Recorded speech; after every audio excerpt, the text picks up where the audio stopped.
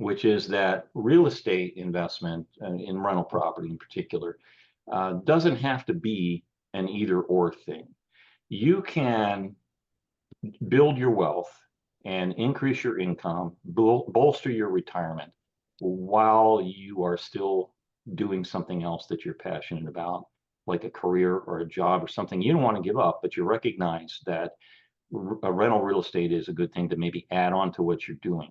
However, it's totally possible to, you put the pedal to the metal to get to the point ASAP where you leave your JOB, stands for just over broke, and do real estate full time.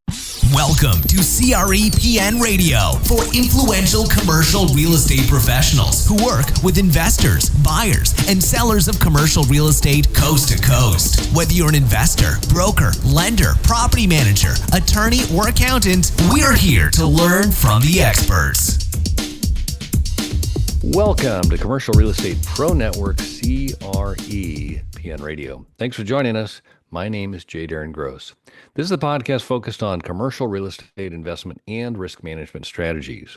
Weekly, we have conversations with commercial real estate investors and professionals who provide their experience and insight to help you grow your real estate portfolio. Today's interview is sponsored by Building Insurance and Risk. When you invest in real estate, it pays to work with a real estate investor protection specialist to protect yourself and your investment from catastrophic loss. The experts at Building Insurance and Risk focus on real estate investor protection. They provide you with multiple insurance coverage offers and a side-by-side coverage comparison. To learn more, go to buildinginsurancerisk.com. Today, my guest is Joel Miller. Joel Miller is the author of the best-selling book, Build Real Estate Wealth, Enjoy the Journey of Rental Property Investment. And in just a minute, we're going to speak with Joel Miller about the journey to real estate wealth. But first, a quick reminder, if you like our show, CRE PN Radio, there are a couple things you can do to help us out. You can like, share, and subscribe. And as always, we encourage you to leave a comment. We love to hear from our listeners. Also, if you want to see how handsome our guests are, be sure to check out our YouTube channel. You can find us on YouTube at Commercial Real Estate Pro Network. And while you're there, please subscribe. With that, I want to welcome my guest, Joel Miller. Welcome to CRE PN Radio. Darren, thanks so much for having me. I have to grin here. Your introduction it takes me back to my radio days. I don't know if you know this, but I used to work professionally on the radio, and then I pioneered the professional mobile disc jockey business in this part of the country. And you doing your commercial and your intro and reading stuff off a card, man, I did that for a living. That's funny. Well, truth be told, I did start out as a radio TV major until I found out the pay scale midway through my college experience there, and found out the professor said, some of our brightest graduates, they leave here and go to towns you've never heard of, and they work from midnight to like 4 a.m. every weekend. And I was going, and the amount of money they made was something just ridiculously low, and I was going like, I think I made more than that painting houses last summer. When you hear my backstory, you'll realize why I shifted over into rental real estate. Yeah, that's funny. Yeah. Well, before we get going here, if you wouldn't mind just taking a minute and share with the listeners a little bit about your background. Well, I can say that the significant part of the background is two things that happened to me in junior high. Number one, some guy built four-unit apartment buildings right on my paper route. And I got them all on my paper route for customers, of course. But we lived with our parents in single family homes in the subdivision. And these lots were at the edge of the subdivision that hadn't been built on. And finally, somebody built these multi-unit places, and I have a distinct memory of being in my bedroom and kind of doing the math for what this whole rental property thing is. Like, okay, these people don't own these places, they're going to pay to live there, and somebody owns them, and they're going to have less expenses than what these people pay them. And it was just a rudimentary understanding of the rental property business. And I said, I think I want to do that someday, because those people have to send in the rent whether I'm getting out of bed that day or not, so I kind of stuck that in my back pocket. The other thing was, and you'll appreciate this, an older guy in the neighborhood built a pirate radio station in the basement of his house using the flagpole in the backyard for the antenna. And I got to hang out there, and that's when I decided I want to be a DJ. So I actually did radio production work in high school and went away to a college that had a really good radio station. There was an AM and an FM there, but my major was accounting. So that's what my degree's in is accounting. And about halfway through college, and again, you'll appreciate this, the big 50,000 watt FM radio top 40 station in my hometown called me because they knew me from my radio production in high school. And they said, would you want to come back and be our weekend guy? And you can stay if you want or go back to college in the fall. So I stayed and transferred to college locally, finished in 4 years. Right before I graduated from college, that job went full time on the radio. And I became the number one DJ in our market in any time slot. It was pretty cool. So then, since I wasn't the weekend guy, I was able to take the calls from the kids at the high schools that wanted the DJs to come out and do what they called sock hops back then in the gym, and that was a big change in my life. I quickly found out I could make more money in one night than I was making, as you said, all week at the radio station. And so I left radio and pioneered the mobile DJ business here. I did that for 35 years, retired in 2011, but I did 5,051 appearances over those years. And not long after my first DJ appearance, I bought my first rental property on my own. And I actually still have it.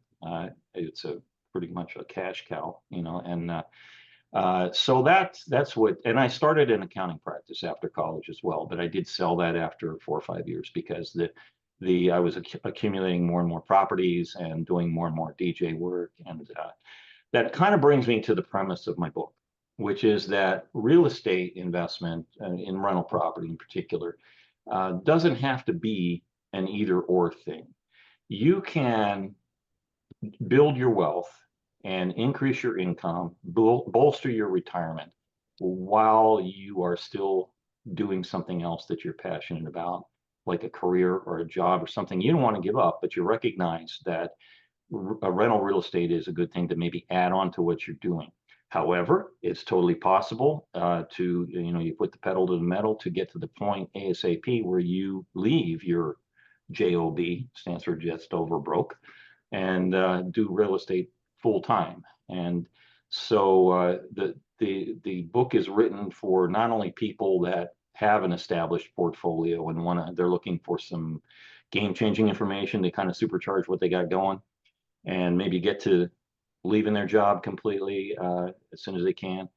But it's also written for people that are just starting out, they're just thinking, maybe they have a few properties already, and it's also for people who think that real estate is not for them. So I make the argument about adding it to what you already have going.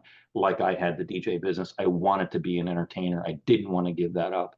I probably would have been further down the road on real estate had I given it up, but I didn't want to. And that's okay. I built things up quite a bit after I retired, but and then got into hard money lending, which brings me a lot of satisfaction being a part of the equation for the other investors in our area in their journey with not only rentals but flips.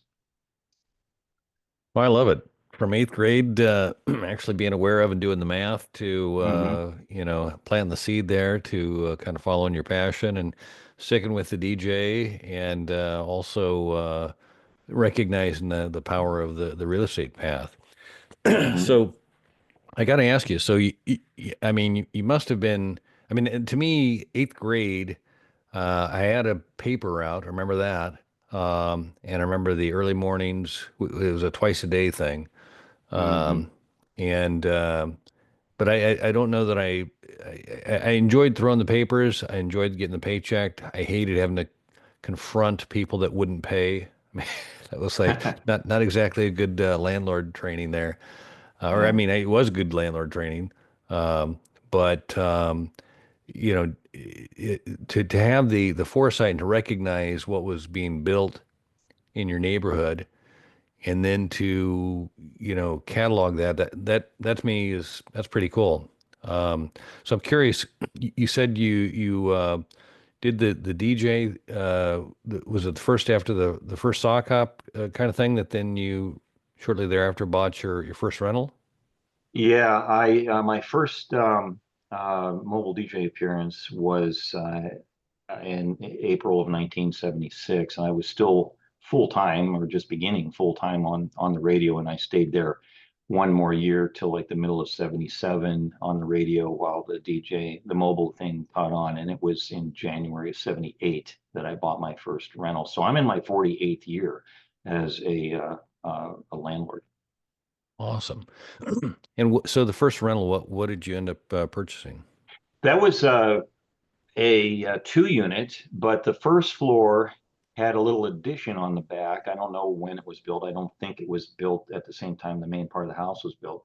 So that the first floor ended up being a 4 bedroom, 1 bath.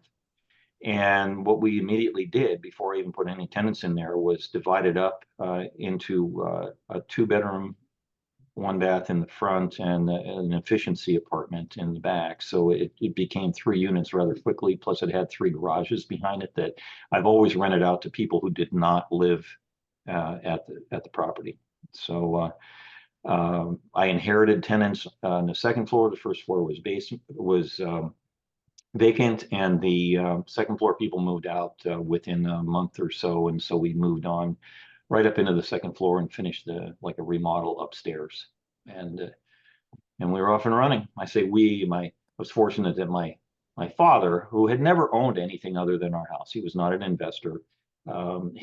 He was able to assist me with carpentry work and things like that. I learned quite a bit from him. That's awesome.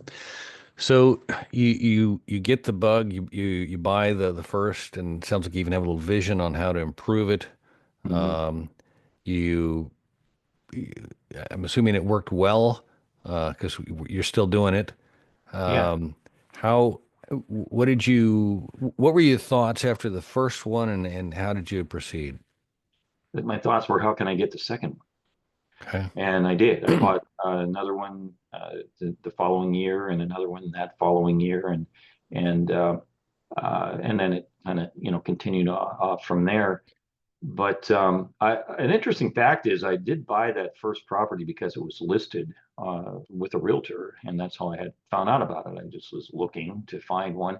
And I should tell you, you know, when I was getting ready to do this, I prepared myself. I was reading hardcover books by guys like Bill Nickerson and Al Lowry, and I was buying all these late night TV, cable TV, half-hour real estate guru tape courses. I had a whole bunch of them that, you'd order them in, and they'd have 6 or 8 or 10 tapes, cassette tapes in there, and a manual to follow along. There was no internet.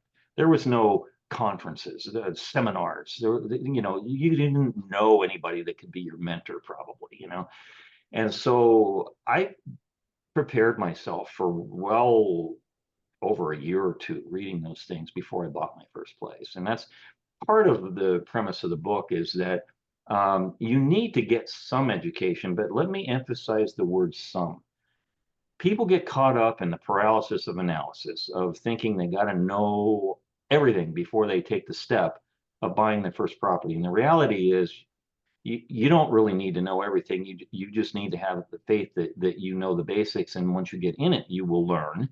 And if you get around other people that are in the business, like I am involved with the professional organization of landlords in our part of the state, you're networking with people that are like-minded and are going to help you with anything that comes up. Is everything from, like, who do you use to do X, to um, deals that just, investors just sell one investor to another, without even listing the property. And you got to get in those groups and rub elbows with people that are further down the road than you are, or even people that are right where you're at, so you can, bounce ideas or problems like what's going on right with you right now.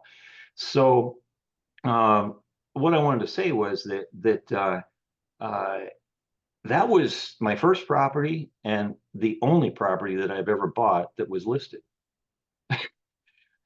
Now, I will say I have flipped over 100 houses over the years, and we started that in 1991. I say we, it's my wife and I money, but there were a few houses along the way that my realtor that I always used to sell the properties would bring to me, and I did buy, that were a flip, but that was maybe 25% of the houses. Most of the ones I bought at auctions or from other, private owners that were ready to sell. But all my rental properties came from other private owners over the years.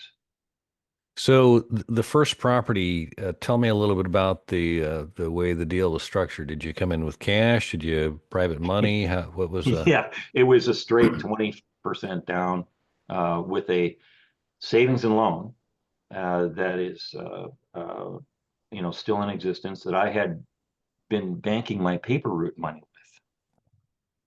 They knew me. See, you got this. Let's make this point. This business runs on relationships, you see, and that carried forward even as I was a mobile disc jockey, because when I started that wasn't a thing. That was like, who does that? I'm out there doing weddings and all this, and you know, uh, high school dances and advertising, and eventually, um, because I was known for that, that actually made it easier for me to get loans because the people, heck, the bankers were hiring me. I was doing dances for the AIB, American Institute of Bankers, and the equivalent for the savings and loan people, and so they would recognize that I was legitimately self-employed as this guy that gets money for playing records. And you don't have to go be a DJ to get known to your bankers. I'm just pointing out that it's it did have a it's benefit just there, yeah. Yeah. it's an example of how relationships are so important, and that holds true even with the things that I do today, with especially with hard money lending, which I do on a handshake. When I go out and look at a place for 5 minutes and say, okay, sure, I'll lend you $150,000, no problem. Let me send you an email with loan terms, and we'll send it to the attorney, and we'll close in 3 weeks. Now Nash, I will say immediately that all the paperwork locks it down. There's no cutting corners on all the paperwork, but I just mean the underwriting ahead of time. Me and you talking about a deal and a project you want to take on, that's relationship. Right, right. No, it's true. I've got one of my longest insurance clients who's a real estate investor, and he's always said it's a belly to belly business. That's kind Mm-hmm. of you Good way to put it. get to know people, and you create a relationship, and sometimes you start out small and you prove yourself in that, and next thing you know, you've got more opportunities Sure. and more willingness to be lent to or Yeah. whatever. And so but performance does speak, and it does carry a lot of weight. But some sort of a reputation and proven performance is definitely worth a lot. So Hey, you Darren, did you hear about the landlord that was seeing a clinical psychologist and a psychiatrist and a licensed counselor because he had a personality disorder? Did you hear about that? no. And he had an apartment complex. A lot of truth in that. Well, That's a why good the one. realtor was seeing a counselor, couldn't Why get is that? closure. Couldn't get closure. That's great. That's funny. Uh, so you started off, you got the one, you found the second. Yeah. How quickly did this thing really? I mean, you said, one a year. Was that kind of your pace there in the beginning? At the beginning, yeah, Yeah. because I was doing all the work myself. And Right. I want to say that again, one of the premises of my book is you don't have to know how to do all this stuff. Like when people think of getting into real estate, one of the things that turns them off is that they don't feel that they are skilled enough with the handyman sort of things that you might have to do. You don't have to know how to do it. You just have to learn who to call. And Yeah. if there's some skill set that you don't have, you're calling somebody. I mean, I did everything at the beginning, and sometimes I I had a lot of work going on between the accounting stuff and the DJ work, so I wouldn't really get to work on the properties full time, and my dad wasn't available all the time. So I would work on these places, and I have to tell you, none of them were rent ready when I got them. At first, everything I bought was in need of a rehab before we could put people in there. So they would go on for months and months and months, that in my spare time. And I don't regret doing that at all because not only did I learn a lot from my dad, but I learned a lot from doing. And the ultimate result of that is that I now know what to ask some contractor to do. I know what is possible. I know the type of contractor to call given the job that we're looking at. And I can tell if they're doing the job right. And I can tell if they're taking about the right amount of time. So that's what I learned from doing it myself originally. And now, if it takes more than a screw gun, duct tape, hot glue gun, or goop glue to fix something, I'm calling somebody. Yeah. No, I So, amen to that.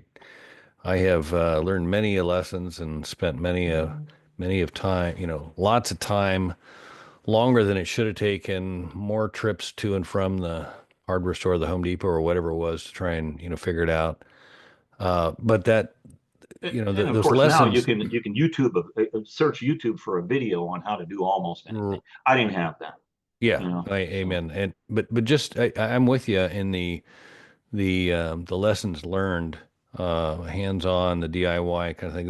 There is a school of hard knocks there that I think the tuition's it's not expensive from a cash standpoint. It's more of a time investment. But those lessons, like you said, if somebody tells you something and it doesn't sound right, you're there's a filter you've got built in yeah. that can discern whether or not Mhm. this is a project they want to do or they don't, Right, kind of right. thing. And so I think there's a lot of value in that. And I'm with you 100%. Now, what I've found is that, finding a good handyman that's, readily available and does good work and is, recommended. And if they do, make sure you pay them ASAP so that they'll Hmm. come back the next time you call them, Hmm. kind of thing. So I'm with you there. Um, so did you have any kind of a goal as far as the number of properties, or was it just this is working, let's keep doing it? Yeah, yeah. I didn't have a goal for a number of properties. It was just like whatever dropped in my lap. I just kept going. I was actively searching or letting people know that I was open to buying properties, and so that's why a lot of things happen. But I think that goal setting with rental property in terms of the number of properties or units you want to have is not necessary, and possibly could be dangerous because it could force you to make bad deals just to meet your goal. Good deal is a good deal, and lost opportunity is always better than a loss. Yeah, So makes sense. not getting a deal, because you refuse to pay too much is better than paying too much and losing on the deal. That's what I'm trying to Yeah. say. So you mentioned in the beginning you were your first property was listed. Since then, the majority of them have not been listed. Right. Uh, your financing, you mentioned your relationship with the credit union or the savings and loan. Hmm. Was that primarily your source of capital, or were you? I Uh, only did one loan with them initially. I did okay. refinance with them on it's like certain properties that I bought that I managed to pay cash for or did owner financing with. Once they were rehabbed, then I would go get permanent financing on them and get my money back. And sometimes that was from the same savings and loan or a different bank. There are several banks around here, but uh, the source of and I cover this in my book. There's a whole chapter on financing that discusses lots of sources of cash that you might have for a deal that you don't even realize you have, and you'll relate to this. The amount that your life insurance policy allows you to borrow, no questions asked, at a fixed interest rate that was set when you got that life insurance. You know, and there's no requirement to even pay that back. Of course, it comes out of your death benefit, ultimately, but if it has build up cash value, you can borrow against that. You can sell the RV in your backyard that you use once a year. You know, um, it just I have so many sources there. I don't want to take up the whole podcast talking about where to get money to buy properties, but let me just sum it up with this: if you get a good deal, you'll find the money. Don't worry about having the money for a good real estate deal. Somebody will give it to you, either a bank or a hard money lender, or a relative that sees your potential. There was a period of time when I flipped houses borrowing money from my mother, because my father had passed away and she sold the house that I grew up in and moved into a retirement community that she only had to pay a monthly fee on. So she had a pile of cash from selling the house. So I would borrow and pay back and borrow and pay back. And she made more money from me doing that than she was making parking the money in the credit union, so to speak. So that was a win-win-win situation there. So if you have a good deal, don't worry, you'll find the money. Just work on the relationships. Yeah, and I think that to emphasize that point about older people that have money and their willingness to lend to somebody they know Mhm. uh, for a better rate than what they're able to get at in the savings account or whatever. It's got a lot of appeal. Provided they know you and trust you, Right. kind of thing. Obviously, if you're going cold, it might not be so much. But I that whole community of retirees and their assets and willingness to do that. It's actually surprising. If you've never had a conversation with somebody about that, you'll be surprised when you do Mhm. to find out how open they are to it. Or Sure. at least there's certainly a portion of them that are certainly open to it. So that's a Sure. good one. Um, so you started off. You mentioned you and your wife. Have you always invested just you and your wife, or have you ever done any kind of partnerships or syndications or anything like that? No syndications, but I have had some partners in some of my earlier deals. Like, for example, the first two or three houses I flipped. Again, I did the work, they put up the money, and we split the profits. And one time I bought into a partnership that already owned a 60,000 square foot office building, and the managing partner of that wanted out, and I knew all three of those guys already, and the other two weren't going to be the managing partners. So I bought in to be the managing partner and had a little salary from the day-to-day work from that. But that turned out to be probably the worst investment I ever made, mainly because not long after I bought in, let's say it was like, I think September of '88. By November of '88, the two major tenants in the building went bankrupt. Hmm. One was uh, the the office for a catalog showroom chain, and they had 50%, and the other one was a restaurant that had a banquet room that didn't get used all the time, and they had 25%. So I spent the next 10 years putting out fires and ultimately gave my interest to the other two guys. Please let me out of this. But there's a silver lining because I met my wife there.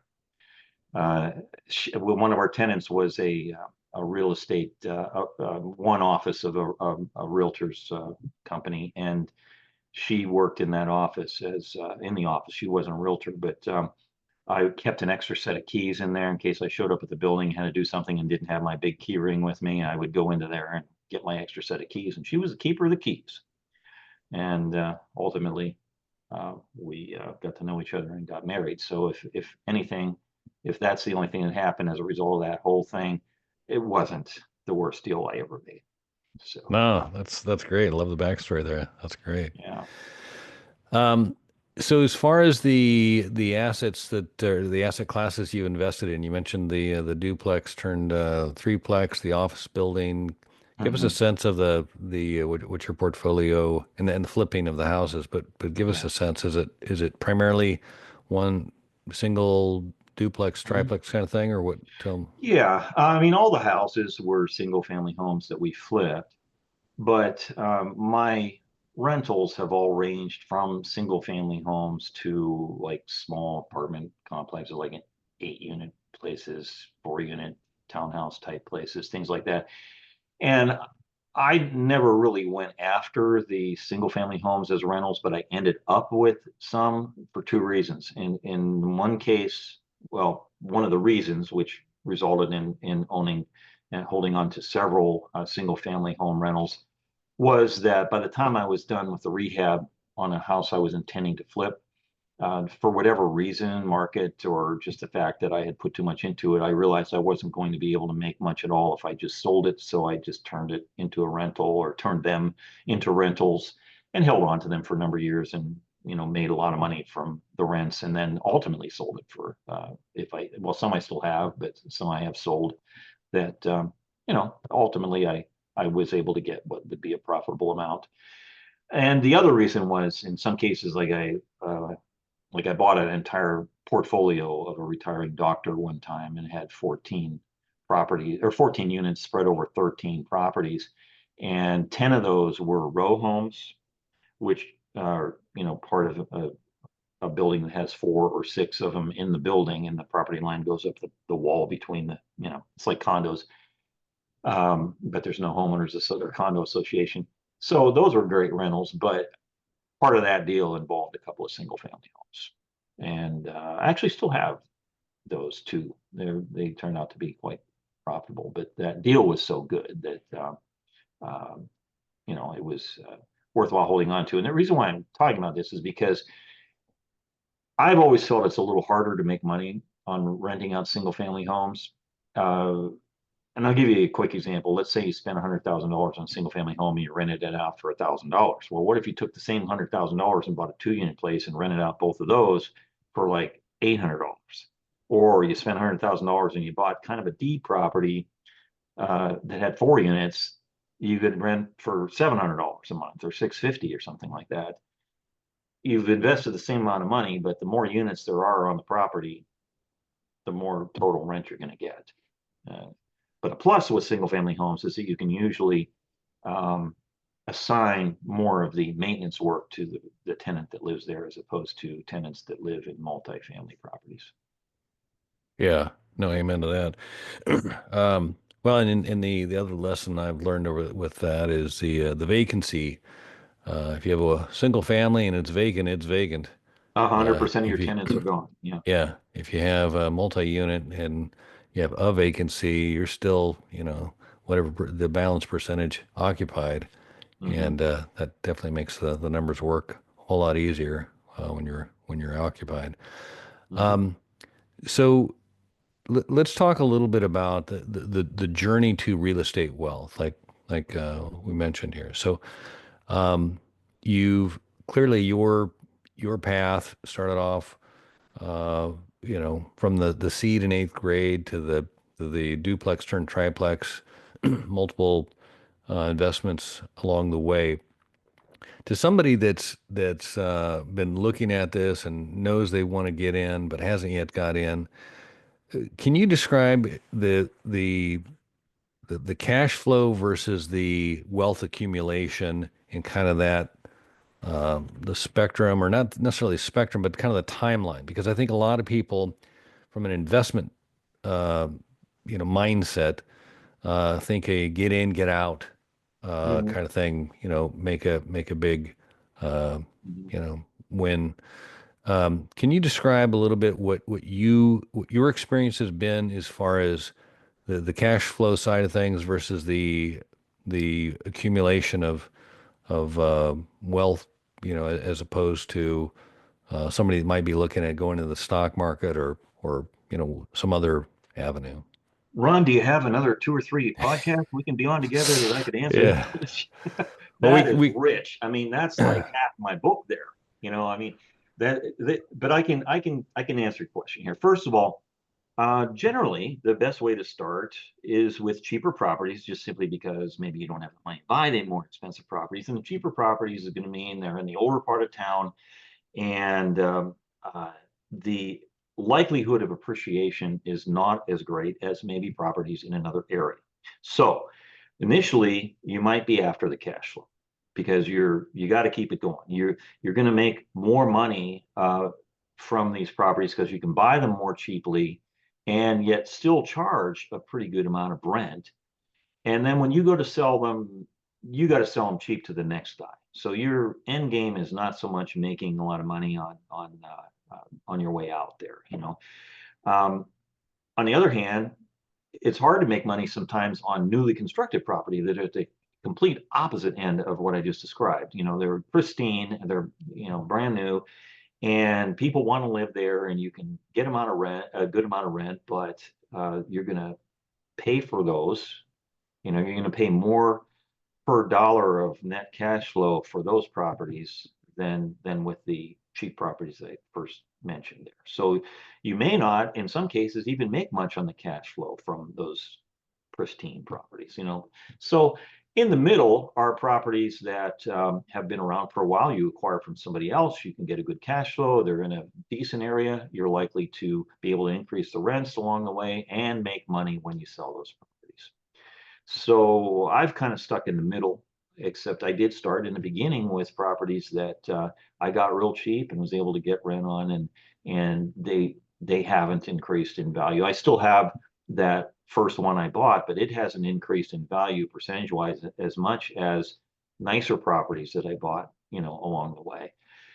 So you got to kind of work your way in, according to how much money you have to spend.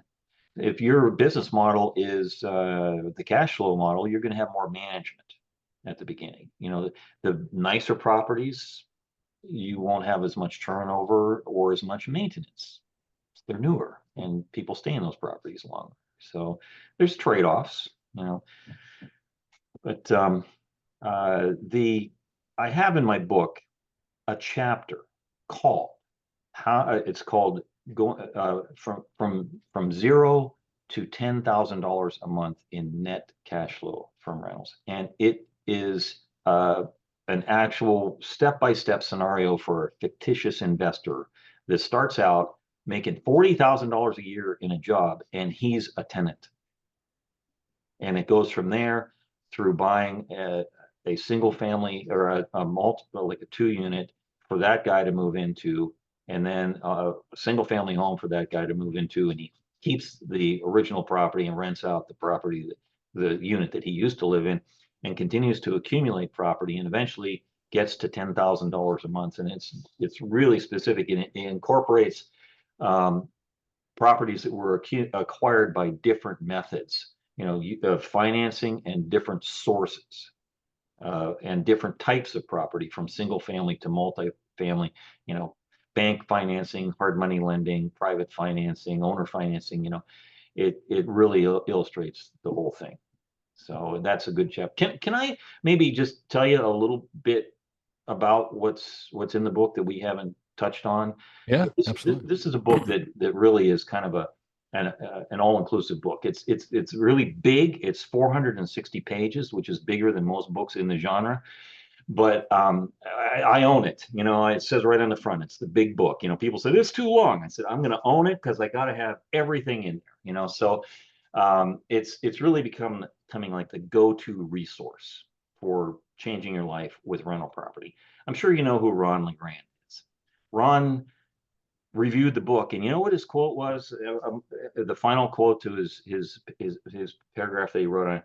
He says, "I wish I would have had his book when I was getting started." Boom. So what the reviewers are saying, it's not the kind of book that you read and you say, "Oh, that's fine," and you put it on your shelf and it's there, it's there. This is the kind of book you read and you park on your desk because you're going to refer to it. It's like I said, for a beginner, it's for somebody that's more advanced as well. But the reason why you refer to it is because It's got over 150 bullet point checklists throughout the book that take you from everywhere from mindset. We spend a lot of time on mindset at the beginning. This is not like rah rah go buy property. This is okay. Here's what you have to be thinking and how you are thinking about this business at the beginning. And then it gets even into forming your business entity. You want to have your business entity formed before you go making offers on properties. You got to decide how you're going to hold them. And then it's talking about finding, negotiating, and financing deals. And then it gets into preparing a property for somebody to either rent or buy from you. Finding tenants, managing your tenants, and two different things: tenant management, property management. That's a whole other podcast right there. Tax implications and how to run your office. Preparing financial statements to look good for the bank. I have a lot of secrets there, man. A lot of people screw up their approach to their lenders before they even get started. They're going to get turned down. So understanding the difference, and gets in a little philosophical here. Understanding the differences between riches and wealth. There's a discussion about that, and then best practices for keeping calamity out of your business and personal life. And there's also bonus material about flipping. The book is primarily about rentals, but there is a chapter about house flipping, and you get to the end of the chapter, there's a QR code that if you follow it, it takes you to the how-to of house flipping. I didn't want to include the how-to stuff in the book because it's about rentals. So you shouldn't think for a moment that it's just for beginners or somebody starting out. I mean, anybody that's been in this business for a while will still be able to get, something out of it.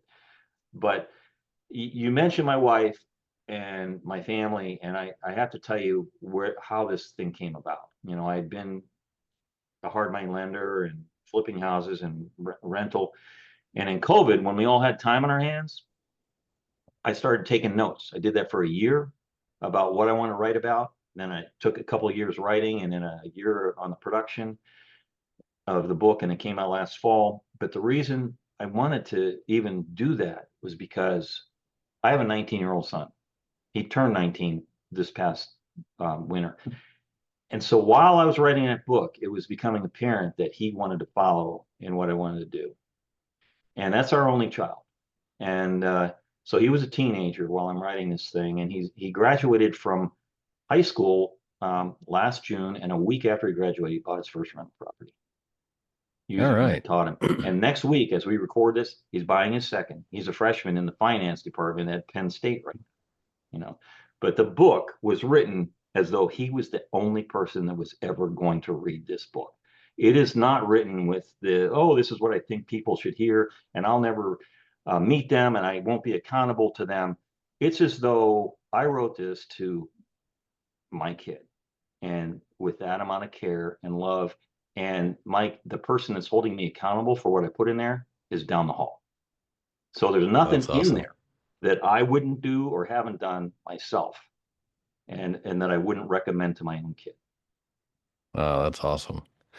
I love the full circle from the eighth grader with the paper out to the next generation, and that's awesome. Hey, Joel, if we could, I'd like to shift gears here for just a quick second. Sure. As I mentioned before, by day I'm an insurance broker, and as such, I work with my clients to assess risk and determine what to do with the risk. And there's three strategies we typically consider. We first look to see if there's a way we can avoid the risk.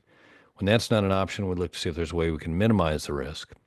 Mm-hmm. And if we cannot avoid nor minimize the risk, we look to see if we can transfer the risk. That's what an insurance policy is. It's a risk transfer vehicle. And as such, I like to ask my guests if they can look at their own situation. It could be your clients, tenants, your borrowers, the Fed, political, whatever it is that you consider and identify to be the biggest risk. And again, for clarification, while I am an insurance broker, I'm not necessarily looking for an insurance-related answer. Mm-hmm. And so if you're willing, I'd like to ask you, Joel Miller, what is the biggest risk? Well, I'm going to surprise you with the answer, but it's going to be two-pronged here. From a financial standpoint, I will say that rental property can be a source for risk. which is why you typically should form an entity that you hold your properties in that protects your personal assets from things that might happen within your entity related to those properties. And on top of that, I do recommend carrying replacement costs insurance on your properties and commercial liability insurance. On top of that, to pick up where the liability coverage on your underlying insurance is. So that's my financial part of that answer. But the other prong I want to talk about is relationships. The risk is in losing relationships. I am well known when I'm talking to like teaching the landlord one-on-one classes and masterminds and stuff like that. I am known for saying this thing, that if I had a choice of losing all my money or losing all my relationships, I would lose all my money in a heartbeat, because my relationships will help me get my money back. And if I have no relationships and a pile of money, what good is that? That's failure, as far as I'm concerned. So it's important to build and maintain relationships that are sometimes lifelong and sometimes might be for one project or something like that. Because those are the people that are going to get you from point A to point B. And you've got to be that person to somebody else as well. It goes both ways. And so what I say is, don't make a withdrawal from a good relationship just to make a deposit in your bank account. That's awesome. Yeah. Yeah, no, that's well said. And I think there's a lot of wisdom in that, and also it plays well, especially in today's age with all the social media that is all about the glitz and the show Yeah. as opposed to the value of the personal relationship. That's great. Now, Darren, I will say that there are actually three prongs on that fork. There's another type of thing I want to point out, and that is, I'm all about avoiding calamity in the first place, in your business and your personal life. Do what you can to minimize your risk. Don't just be clumsy and careless and then buy insurance and hope that anytime you screw up, the insurance is going to cover it. First of all, the insurance company doesn't want you to file a claim, and they look more at the number of claims you file than the amount, of the one claim you had. So there is literally, I mentioned it when I was talking about what's in the book.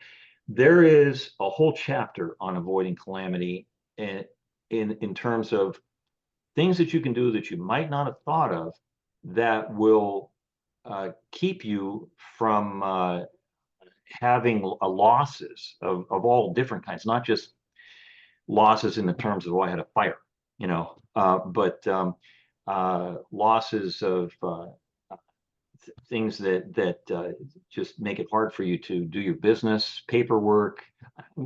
Darren, I'm even talking about what the right things are to put in fire safe in there. It's there, and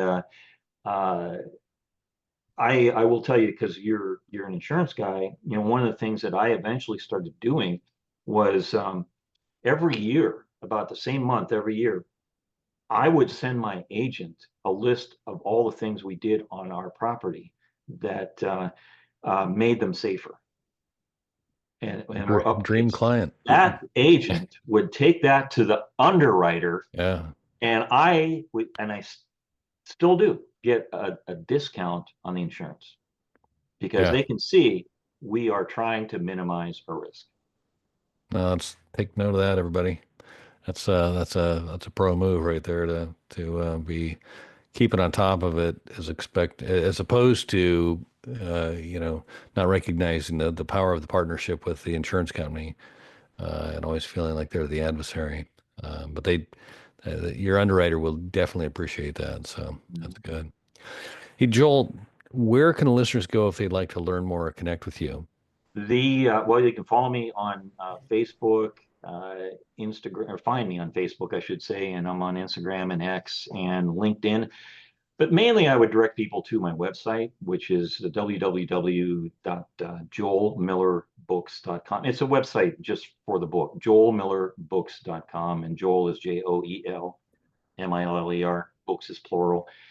And on the main page, the landing page of that, you can find a button to click on that'll show you the entire table of contents for the Build Real Estate Wealth, so you can see, like, what I'm actually covering here. I'm not just covering some stuff about buying property. It's more than that.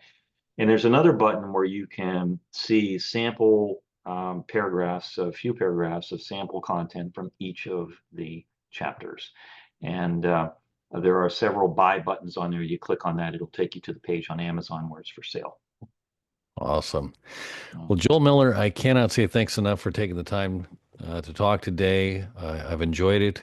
I've learned a lot, and I look forward to doing it again soon. Likewise. Thank you for having me, Darren. It's been a real pleasure. Appreciate it. All right. For our listeners, if you like this episode, don't forget to like, share, and subscribe. Remember, the more you know, the more you grow. That's all we've got this week. Until next time, thanks for listening to Commercial Real Estate Pro Network's CRE PN Radio. You're listening to CRE PN Radio for influential commercial real estate professionals. For more information on this or any of our guests, like us on Facebook, CRE PN Radio.